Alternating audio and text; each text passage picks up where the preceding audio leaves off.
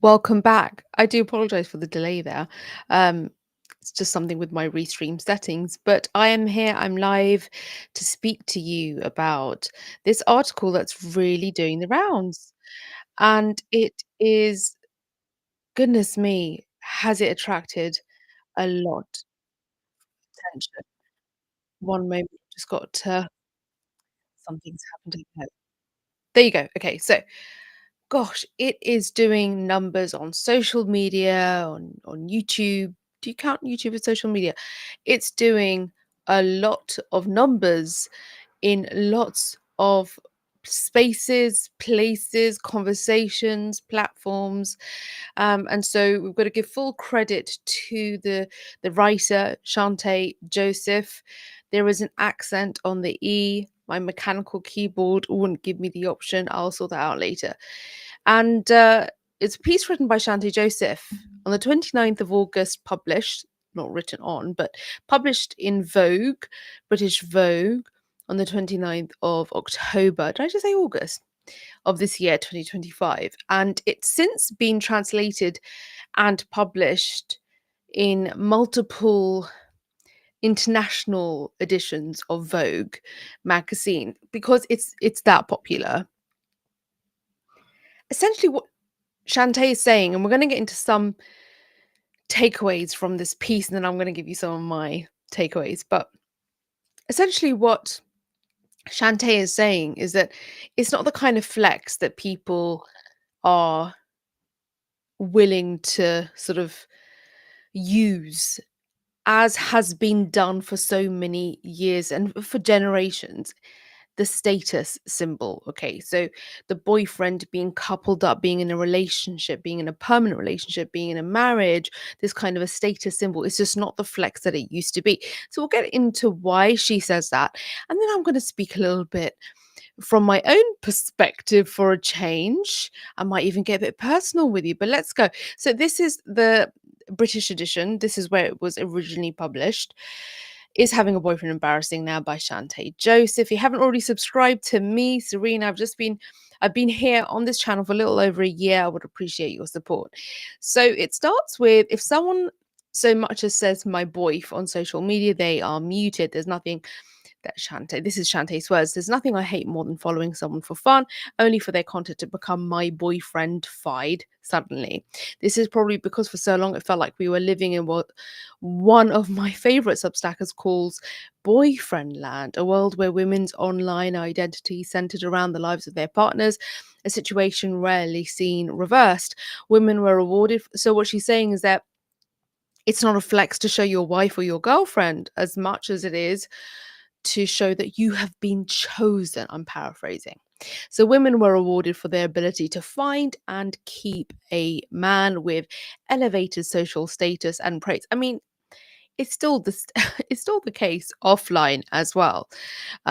It became even more suffocating when this could be leveraged on social media for engagement and, if you were serious enough, for financial gain. But Shantae says there's been a pronounced shift in the way people's in the way people showcase their relationship online.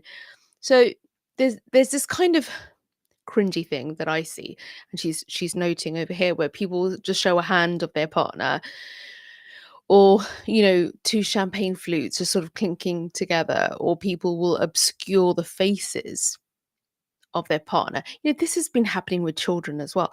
um I've never posted my child online, and the idea of just to show, I mean, I have a kid, so do we have to, like, why do I need to, if I'm not going to show their face, then why do I need to put them up with an emoji? um and some will push back and say, well, it's Serena, it's to share ourselves and our personal lives. You want to share your personal lives? Status, it's part of the brand. So let's continue with this article. So Shante says, so what gives? Are people embarrassed by their boyfriends now, or is something more complicated going on? To me, she says, it feels like the result of women wanting to straddle two worlds, one where they can receive the social benefits of having a partner, but also not appear so boyfriend obsessed that they come across as quite culturally loserish. They want the prize and celebration of partnership, but they understand the normness of it, says Zoe Samudzi, who's a writer and activist. In other words, in an era of widespread heterofatalism, lots of words like this, women don't want to be seen as being all about their man, but they also want the clout that comes with being partnered. What is the clout that comes with being partnered? I suppose when you're a content creator and if you're online, then having somebody always in your corner to cheerlead you, to like you, repost you online, to sort of collaborate with you. I can think of lots of couples who create content together, who sort of create a business brand together. Of course, having it's like having a team. So in terms of social currency, absolutely it works in your favor. And so if you're an independent, you're really relying on having a team, confidants, friends, cheerleaders around you. So I can understand why. I mean, gosh, the last time I was in a ship was a very long time ago. And I was married for nearly a decade, and it's been a decade since. It's been a very long time that Serena's been off the market. And it was a very different time when I was married. We weren't online as much. And to now sort of have to consider, I'm in a relationship. This isn't me saying this, but if you were in a relationship and now you had to figure out, are we going to post? Are we going to share who we're with? Well, I, I didn't share my bedroom. I didn't share the fact that I got bills paid. I didn't share that emotional conversation with my child. Why am I now going to share my relationship? Let's continue with this piece. So Shantae did a call out on Instagram, and there were plenty of women who told her that they were superstitious about this evil eye thing. They didn't want people to be jealous, right? And to give that sort of awful, yucky energy that none of us like when we are doing something super positive and it's sort of great for us, and it's just a very positive, uplifting, wonderful thing in our lives, and openly sort of sharing it and talking about it can kind of make us feel a little bit like, don't want anyone to jinx this. But she said that others were concerned about their relationship ending and then being stuck with the posts. And we see this with celebrity culture all the time, right? We see it with pop stars and these arrangements, and then suddenly they have to delete things from their feed, and it's really traumatic for followers. It's traumatic for people who are invested in the feed, and now you can't see them with their couple on the feed, which is, again, it's just beyond, right? It's bizarre. um but again, Chante continues, but there was an overwhelming sense from single and partnered women alike that regardless of the relationship, being with a man was an almost guilty thing to do. um Apparently boyfriends are out of style, they won't come back in until they start acting right. So then there's a whole comment here on the behavior of men within relationships, and then there's that sort of like argument, that goes back and forth between these, gender wars, quote unquote gender wars. I was gonna say awards, they should be awards. um and fundamental differences that sort of keep us sort of constantly at conflict with one another, and give all these sort of relationship podcasts lots and lots of material. So that's playing a part in this as well. Chantal says it's not just in these women's imaginations. Audiences are icked out by seeing too much boyfriend content, herself included. She says it seems when author and British Vogue contributor Stephanie Yeboah hard launched her boyfriend on social media, she lost hundreds of followers. Imagine that. Imagine that. What is it? Is it that You see, I've really backed off sort of branding myself as anything because I find that once you share a part of your identity, it becomes a bit of a caricature, and then people sort of jump on it and it becomes a bandwagon, and then you change and they're like, no, we want that bandwagon, not this one. Why did you change? Because people are identifying with you according to that one characteristic. Your characteristic changes, they necessarily haven't, and so now they can't relate. So I mean, if you're going to use the sort of characteristic of being single and ready to mingle, no, that's really cheesy. But if you're going to use that characteristic of being single or coupled up as part of your branding, and that changes, and of course your audience is going to not rock with it. I mean, that's understandable, right? That's understandable. I don't know whether it's because people are allergic to the fact that, oh, she's now in a relationship we don't want to be. Maybe they just don't relate to her lifestyle now, and they felt that, oh, she's like a go-getter. I don't know what the case may be exactly with that sort of example that Shantae gives. She gives another example by Sophie Milner, a content creator, also experienced people unfollowing her when she shared a romantic relationship. This summer, she said, this is a quote, "A boy took me to Sicily. I posted about it on my subscriber section, and people replied saying things like, please don't get a boyfriend." She admits that her content perhaps becomes less exciting when she's in a relationship. Being single gives you the ultimate freedom to say and do what you want. It is absolutely not everyone. Being single gives you this ultimate freedom to say and do what you want. How sad is that? And it says it's absolutely not every woman, but I do notice that we can become more beige and watered down online when in a relationship, myself included. Goodness me. So what is that? I mean, you've got to unpack that a little bit. It's like, so what, you're more of yourself when you're not in a relationship. And therefore you can be more of yourself online in your personal brand when not in a relationship. And as soon as you're in one, you become packaged. I mean, that is quite, ooh, just ugh. The script is shifting, Shantae says. Being partnered doesn't affirm your womanhood anymore. It is no longer considered an achievement, she says. It's become more of a flex to pronounce yourself single. As straight women, we are confronting something that every other sexuality has had to contend with, the politicization of our identity. She says heterosexuality has long been purposefully indefinable. Sorry, why did I say like that? Indefinable. So it is harder for those within it and outside of it to critique. However, she says, as our traditional roles begin to crumble, maybe we are being forced to reevaluate our blind allegiance to heterosexuality.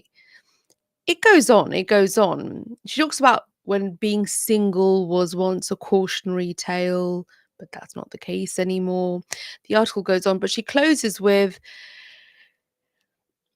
it is now becoming a desirable and coveted status, being single. Another nail in the coffin of a centuries old heterosexual fairy tale that never really benefited women to begin with.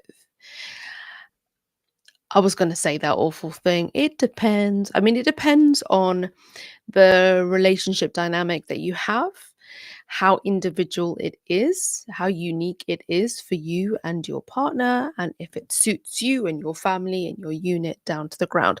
Of course, we know there are statistics. Of course, we know that these stats are perpetually, forever quoted in these podcasts that we hear, where people are forever speaking about relationships and what works for women, what doesn't work for women, etc., etc. I'm going to say this.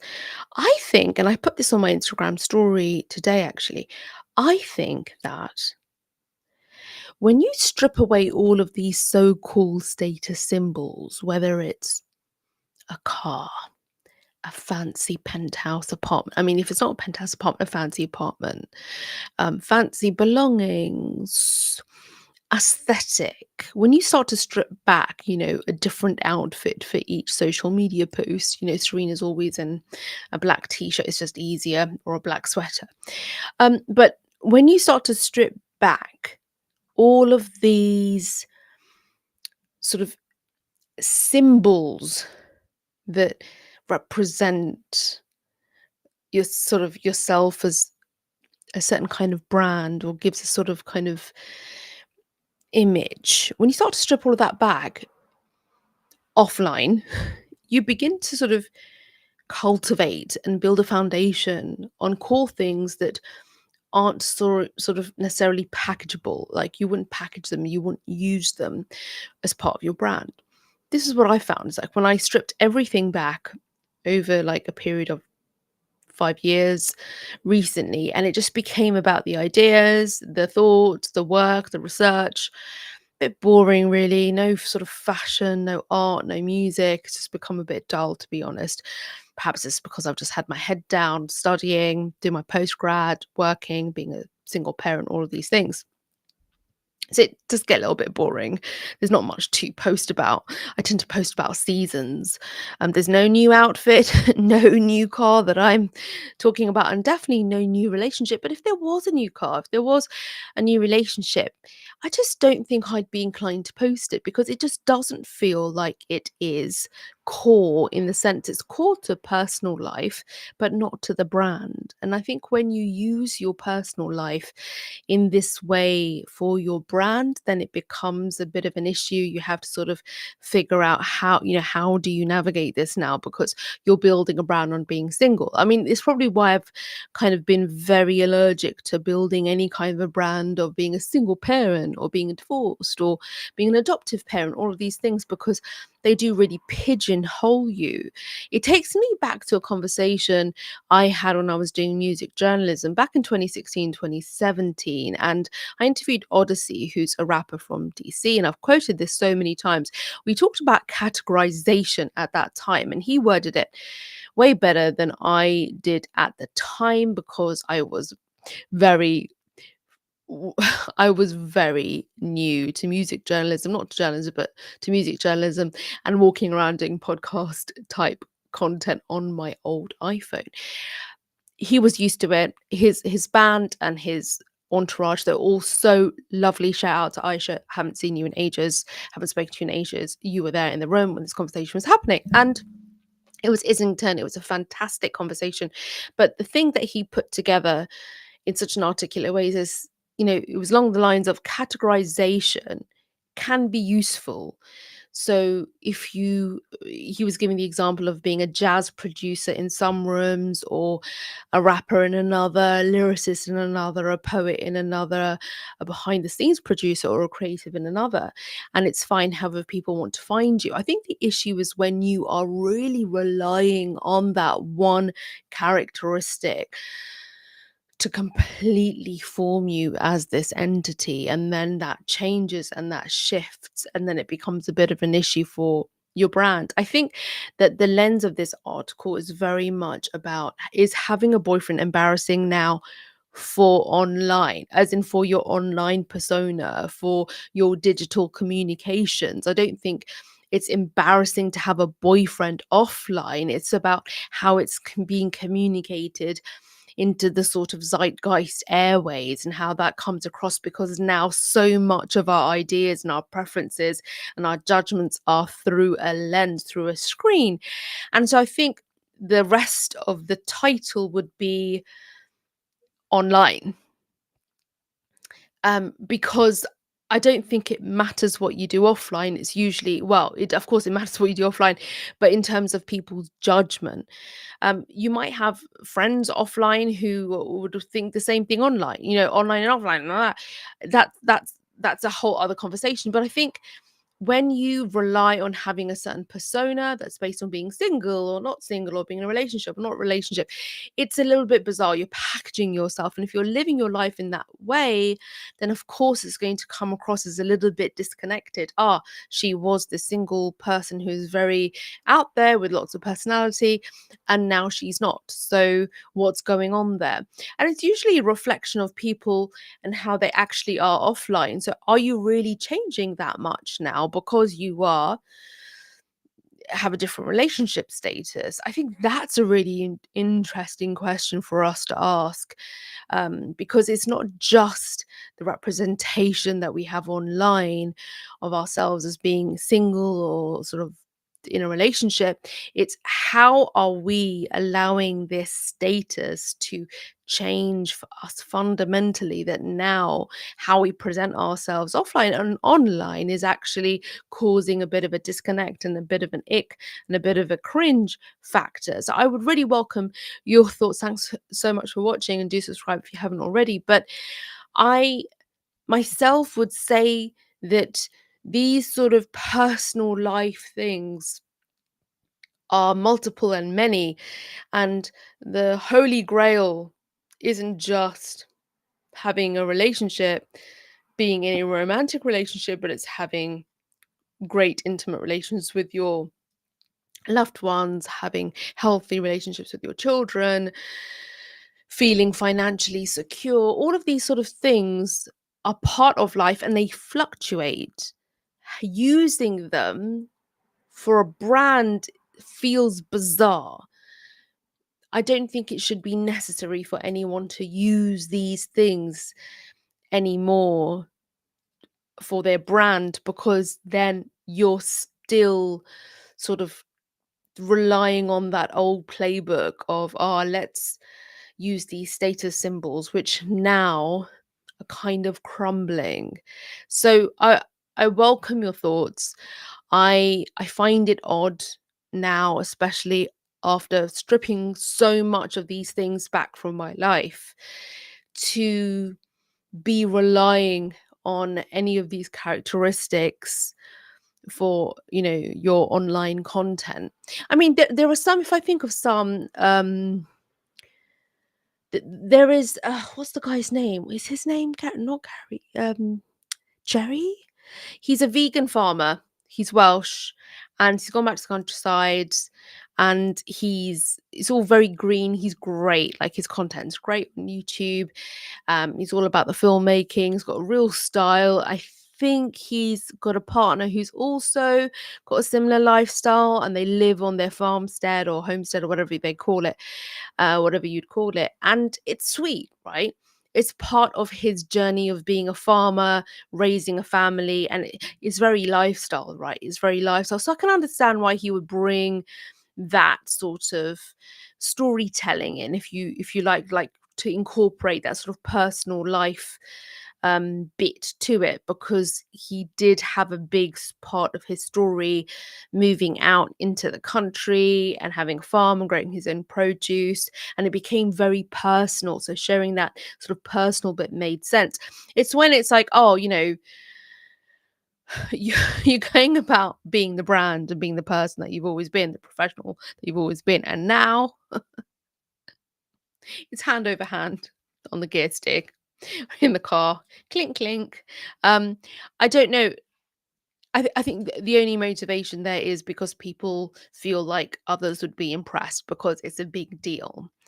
And again, that's what the article is questioning. Is it a big deal anymore? Because actually, is it embarrassing? So I welcome your thoughts. I agree with most of it, in the sense that I can understand the sort of shift happening, but at the same time, I thought we stopped doing this kind of thing, but clearly not. People are still posting relationships. It's a bit cringy. I'm not spending as much time on social media lately, so I'm a little bit out of the loop, in the sense that I haven't seen major sort of progressions in brands, personal brands on social media, but I have sort of kept in the loop with certain YouTube creators, because there's that more long form sort of style and investment, and it makes it much more interesting. So I welcome your thoughts.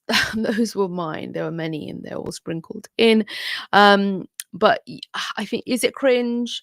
Is it cringe because it's a bit showy offy? Is that the best way to describe it? When people kind of show off, here's my flashy new car, here's my pad. It's all very minimalist, and all the clutters behind that. Is that kind of fakery of, hey guys, I'm this is my podcast, this is my mic, I'm actually staring at my fridge. You think I'm actually talking to somebody? No, I'm just staring at my fridge. There's no one in the room with me. I don't have a camera person. I don't have an interview. I'm just going to do this the whole time. Um, So there's that kind of like part of online content that just doesn't feel reliable, and you don't really believe in it, and you're desperately trying to believe in people, believe in creators, and then you attach so much meaning to the brand and what they are showing you, and then something changes, like they're suddenly in a relationship and you don't like it and it affects you. Let me know your thoughts. I'd welcome them. Again, once again, please do subscribe. Check out my podcast Systems and Questions, where I reflect on all the changes going on in our complex world, and you'll find me in the next one.